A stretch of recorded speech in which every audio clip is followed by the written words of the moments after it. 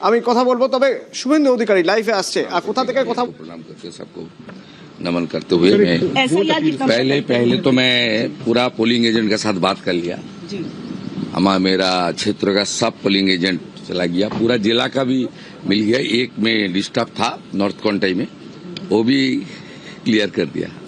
Sir biggest festival of democracy है sir, कुछ appeal करना शांति शांति शांति से होना चाहिए। अच्छा सर, एसआईआर आखिरी सवाल, एसआईआर कितना बड़ा फैक्टर हो सकता है इस बार चुनाव? तो जब काउंटिंग होगा तो पता ही चलेगा जी किस तरीके से असर हुआ।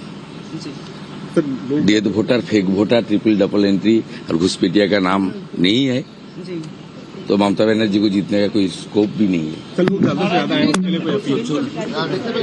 নন্দীগ্রামে ভোট, শুভেন্দু অধিকারী প্রার্থী, আজ ভোট। নন্দীগ্রামের ছবি তো অবশ্যই দেখবো, তবে আমরা দেখছিলাম কোথায়? আমরা দেখছিলাম আলিপুরদুয়ারের ছবি। রাজকুমার, আমরা তো আলিপুরদুয়ারের ভোট কেমন হচ্ছে সে ছবি দেখছি, একটু তোমার থেকেও জেনে নিতে চাইবো যে মানুষ যে আসছেন রাস্তা দিয়ে অনেকটা জায়গা হেঁটে, তারপরে বা যেভাবেই হোক কোনো রকম কোনো যানবাহনের মাধ্যমে তারা ভোট দিতে আসছেন। রাস্তায় বাহিনী রয়েছে পর্যাপ্ত, মানুষ আশ্বস্ত তো?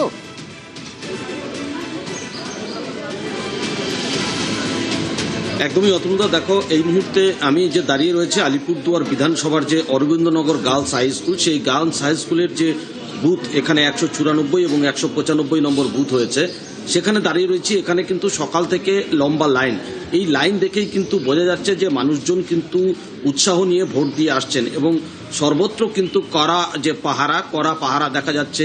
বিভিন্ন জায়গায় কেন্দ্রীয় বাহিনী মোতায়েন রয়েছে এবং খুব সুশৃঙ্খলভাবে মানুষ, আমার পেছনে যে লাইন দেখা যাচ্ছে সেটিও কিন্তু অনেক বড় হয়ে গেছে। বোঝাই যাচ্ছে 7টা থেকে ভোট শুরু হবে, কিন্তু তার আগেই সুশৃঙ্খলভাবে কিন্তু মানুষ ভোটের যে লাইন, সেই লাইনে দাঁড়িয়েছে।